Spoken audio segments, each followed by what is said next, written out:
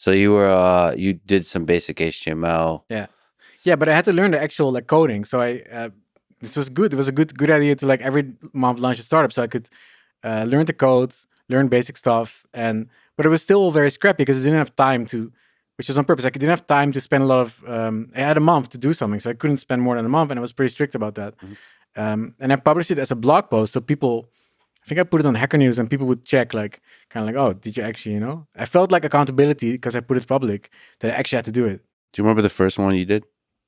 I think it was Play My Inbox, because back then my friends, we would send like cool. It was before Spotify. I think we would send like 2013. We would send music to each other, like YouTube links.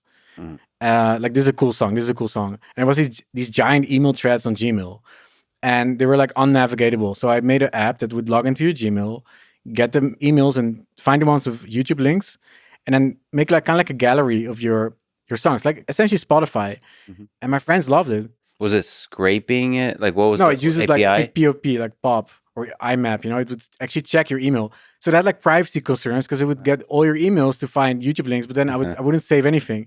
But that was fun. It was like, and that first project already would get like press. Like, it went on, I think, like some tech media and stuff. And I was like, that's cool. Like, it didn't make money. There was no payment button, but it was actually people using it. I think tens of thousands of people used it. That's a great idea. I wonder why.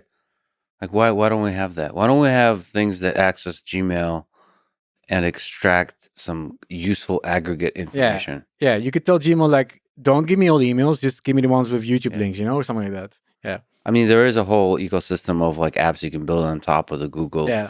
But people don't never really do build. this. Like, they I've never build. seen them. I've seen a few, like Boomerang. There's a few apps that are like good, but just I wonder what. Maybe it's not easy to make money. I think it's hard to get people to pay for these like extensions and plugins, because it's not like a real app. So it's not like people don't value it. People value it. Oh, this and a plugin should be free. When I want to use a plugin in Google Sheets or something, I'm not going to pay for it. Like, it should be free. But if you go to a website and you actually, okay, I need this product, I'm going to pay for this because it's a real product. So even though it's the same code in the back, it's a plugin.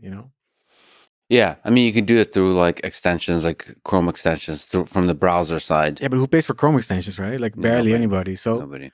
That's not a good place to make money, probably. Yeah, that sucks. Like, Chrome extension should be an extension for your startup. You have a product. Yeah. Oh, we also have a Chrome extension. I wish the Chrome extension would be the product. I wish Chrome would support that, like where you could pay for it easily. Because like, I can imagine a lot of products that would just live as extensions, like improvements for social media. Like, it's like GPTs, GPTs, yeah. Like these chat GPTs, they're gonna charge money for it now, and you get a rev share, I think, from OpenAI. I made a lot of them also.